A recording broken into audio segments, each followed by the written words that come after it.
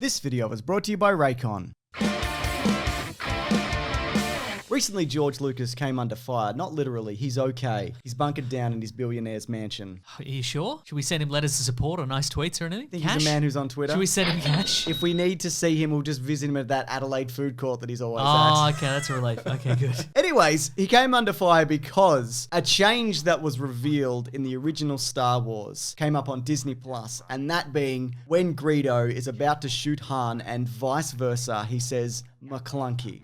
I bet you have. McClunky.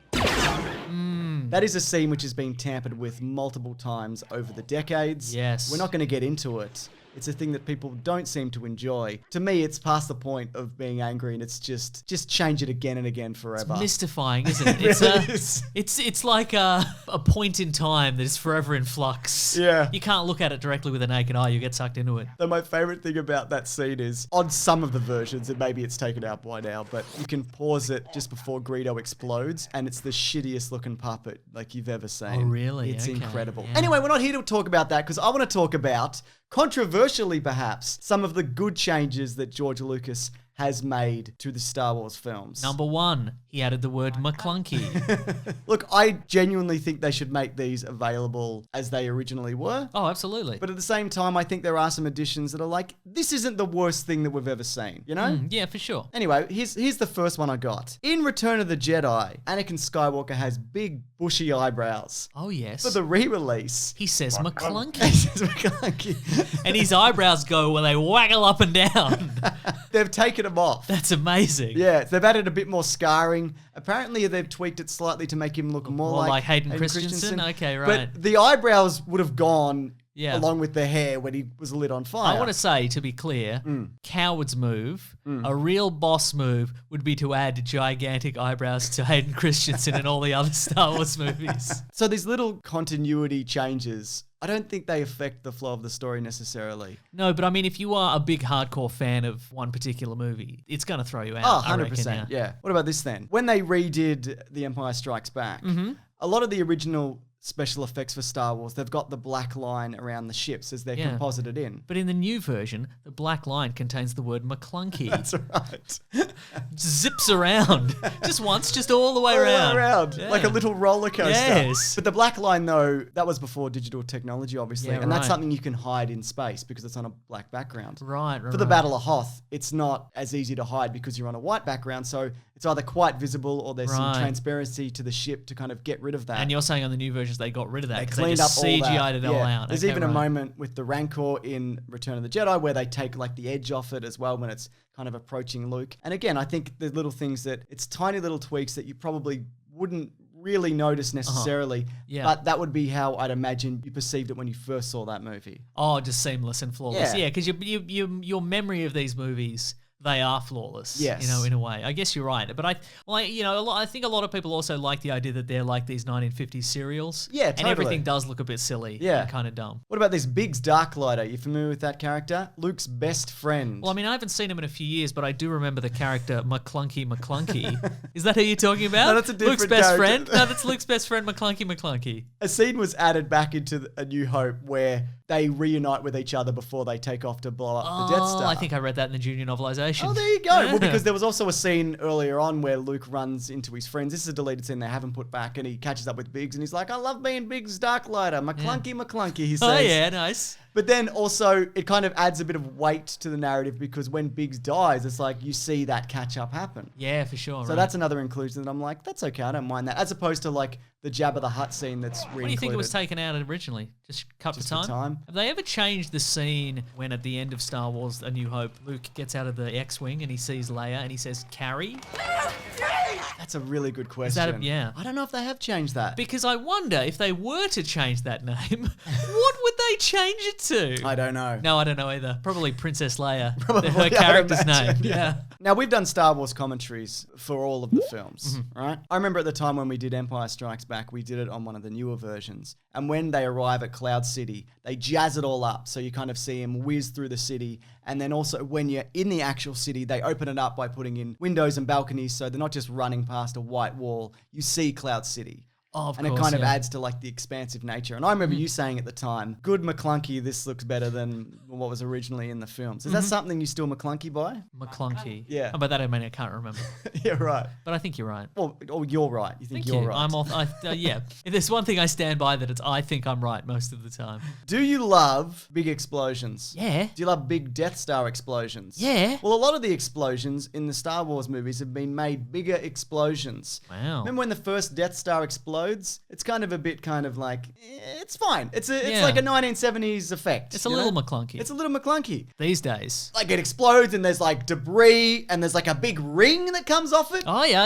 Like a hula hoop, just like Sure. spins off into space. Yeah. I think it adds to like, this is a pretty serious battle station that they just blew up. A lot of people were on there. Yeah, you just see them fly out into space. That's right. Slowly suffocate in the void. They've been atomized or they suffocate. And then it goes directly into the light going out of their eyes, and then it goes to their family on another planet, just being like, oh, I hope my husband gets home soon. Again, I don't think any of these are particularly necessary, but hey. Why not mess with success? Why That's not what I mess say. with success? Speaking of messing with success. Oh, no. We're going back to the prequel trilogy. Oh, no. This is a change that I only like for continuity's sake. Okay, I'm ready. You're familiar with the inclusion of CGI Yoda in Attack of the Clones? Yeah. He does big flips and spins. He then shows up, of course, in Revenge of the Sith, right? Yes, Where he does more big flips and more spins. And then he gives up. He drops his lightsaber. That's right, maybe in yeah. a toilet, and he gives up. Definitely in a toilet. No, the Emperor burns it. It's in a comic. Throws it into a furnace or whatever. But you probably remember from The Phantom Menace, Yoda's a puppet in that. There's one scene where you see him walk and it's pulled back. That CGI, that was kind of a test to see if they could do Yeah, it. right, But he's this weird puppet in it. And what's weird about it is they tried to make him look younger, but he doesn't really look like Yoda. He looks like a different character. He does, doesn't he? Yeah. Yeah. So again, you don't need to make him look that much younger. No. Because in The Phantom Menace, he's 870 still. Yeah, that's right. So So I think just give him one less grey hair. give him one less grey hair. Or give him a ponytail. Oh yeah, absolutely. And a sports car. So I think just to match like the feel and look of the prequels, I think that's a good addition. Okay, so this is a controversial inclusion. And I hate to throw it your way, but the Ewoks blink in Return of the Jedi. They fixed it to give them a bit more life. And how do you feel about that? I think it's ridiculous, which is why I like it. Okay, right. It's, You don't. But do you care about the actual blinking, or do you enjoy the fact that it upsets people so much? I enjoy more the upset thing, but it is like they are weird glass-eyed suits, like obviously. Yeah, right. Yeah, and yeah. it's kind of there's this unnatural element of life to them, which I feel when you put in the eyelids, it creates this weird. I don't even know what it is. Like Monstrous energy. Yeah, that's right. So yeah, I should say that I don't really like that, but I love that George Lucas went, you know what this is missing. Blinking eyes. I want like a squish noise. I go Yeah, Well, so for sure. close, yeah. And it zooms in on each of them, and it just goes. And then it cuts to like a Luke Skywalker or Princess Leia going, ugh. Are you familiar with the Crate Dragon saga? I should also point out that this is again one that I've added because it's ridiculous. Okay. The audio is going to go in. Matt's going to put it in, but the original Crate Dragon sounds like this. And they've changed it multiple times. So the latest version sounds like this.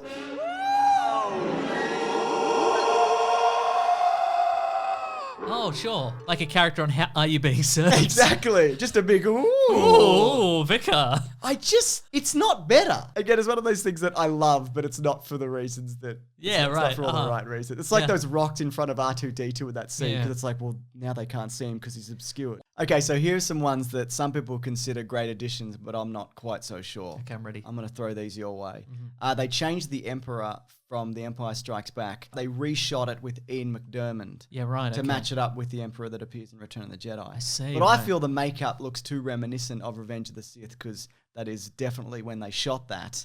Right, yes. It feels off to me. What about this one? Yes. Boba Fett's voice is re-edited in all of the films to match that of Jango Fett, the New Zealand warrior. What if he doesn't survive? He's worth a lot to me. What if he doesn't survive? He's worth a lot to me. I hate it. It's a continuity thing, though. I Like, guess. it makes sense. Look, nothing I say is going to matter here. But I mean, all I'm saying is we heard him just say he adopted an American accent. Yeah, that's Or a fine. common accent. As common whatever accent, they call it. yeah. Or McClunky. The last one that I want to mention is They took out the Ewok Yub Nub celebration song from Return of the Jedi, quite famously. Yep. I think it's a better celebration song than the one it's replaced with. The McClunky rap, which goes a little something like this. No, I won't do it. But the celebrations around the galaxy shows like different worlds. It shows Naboo. It's the first time on screen that we've seen Coruscant. Yeah, right.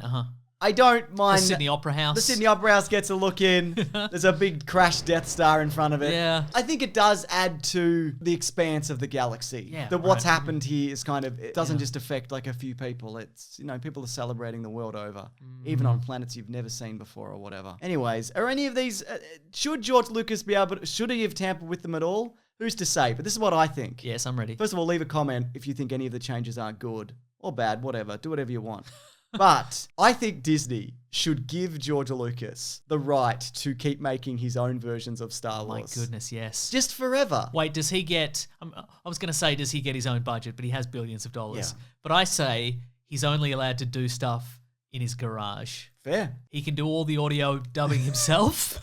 Thank you so much to Raycon for sponsoring this video. And if you don't know who they are, Raycon make earbuds that sound just as good as other premium audio brands, but start at about half the price. All right, I need you to hear this. My experience with these Raycons has been, for lack of a better expression, the greatest audio experience of my life. The noise isolating fit is incredible. We've even got different options if you got weird little pointed ears like me. And it's just so much more freeing to make a phone call or to work out or do the dishes. Maybe you're in the middle of a karate kick. And they're very discreet. I choose my sponsors very carefully on this channel. And it's really nice to be able to endorse something that I so thoroughly enjoy using multiple times a day. Plus I also run with them and they do not fall out. You can actually click the link in the description below to access Raycon's Black Friday and Cyber Monday deals. And look, honestly, I'd really love to tell you how good the deals will be, but you just gotta check them out on the site. Sorry to tease you like that, that's just the way of the world. Click it below if you wanna check them out, which you should, they're great! Anyways, this has been a video. We do this every Sunday, Tuesday, and Thursday, if you can believe that. I can believe it. So if you want to subscribe and come back at any point, you are more than welcome to. Hit that bloody bell icon, ring a ding ding. Why am I the way I am? Was I dropped? And if, Who knows? and if so, by who? How many times? And if you weren't, you should have been. But also we have a podcast called The Weekly Planet where we talk movies and comics and TV shows. We do the news of the week. And then we do a topic. We do some letters that people have written in. We do a bunch of stuff. Oh my God, we absolutely Swing on do. by. It's linked below. If you want something to listen to on the commute to whatever you're up to, we'd love to have you along. Yes, indeed. Anyway. We'd love to be hanging out with you. You know? Digitally. Yep.